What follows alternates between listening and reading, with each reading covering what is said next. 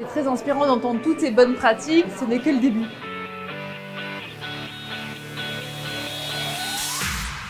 Le sommet de l'inclusion économique 2022, organisé au ministère des Finances par la Fondation Mosaïque sur le thème Agir avec impact, a réuni plus d'une centaine d'entreprises, institutions et associations prêtes à s'engager en faveur de la diversité et de l'inclusion économique. Et 10 000 décideurs se sont mobilisés à cette occasion.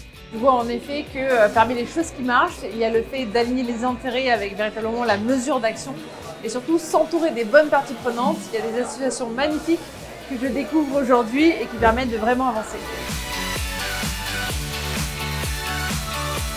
Il faut se rendre compte qu'aujourd'hui, ce sujet devient une évidence par rapport à il y a 15 ans, mais c'est loin d'être gagné et que si on ne se saisit pas de ce sujet-là, on va être en décalage par rapport à son marché, par rapport à ce qui est attendu d'une entreprise citoyenne. Je sens qu'il y a une ambition qui est montée, je sens qu'il y a une envie de collaborer et je sens qu'il y a une envie de réussir. Près de 50 plénières et ateliers ont eu lieu dans les locaux du ministère à Bercy. L'occasion de partager des pratiques et de confirmer des engagements forts en faveur d'une société plus inclusive et pour faire avancer ce sujet créateur de valeur pour l'économie de notre pays.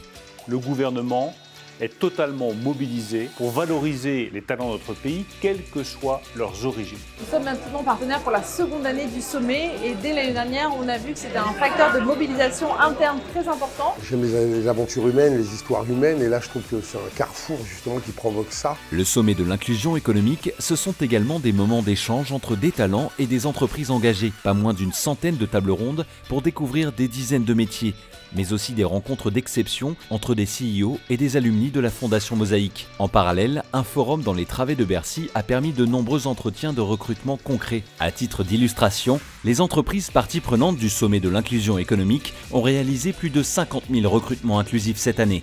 Le sommet de l'inclusion, c'est vraiment important. On n'a pas souvent la chance de discuter avec des recruteurs et des dirigeants en face à face. Ce qui, moi, me porte, c'est la part de la mission sociale des entreprises. On va essayer de faire du buzz sur toutes ces entreprises qui recrutent, qui sont dans des positions d'ouverture forte et surtout qui ont compris en fait avant les autres que la diversité c'était une source de performance économique. Et la nouveauté cette année, ça a été aussi d'embarquer les entrepreneurs. On a lancé un fonds de financement dédié à l'entrepreneuriat. Les porteurs de projets et les entrepreneurs issus du quartier populaire ont besoin de notre soutien. Moi, ce que je retiens de cette journée formidable, c'est qu'il y a une attente de la part des entreprises. Quand j'entends les entreprises exprimer des objectifs de recrutement à 15% sur leur volume, eh bien, il va falloir mettre le paquet aussi dans cette direction-là. Donc le sommet se décline dès demain en mouvement de l'inclusion économique avec des entreprises, des associations, mais également les pouvoirs publics qui doivent aussi faire leur part.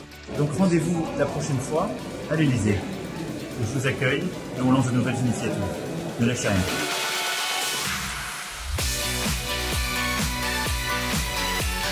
Aujourd'hui, c'est un moment d'inspiration, de rencontre, mais aussi un moment très fédérateur pour nos équipes qui viennent voir le fruit de leurs actions et se dire qu'ils ne sont pas tout seuls.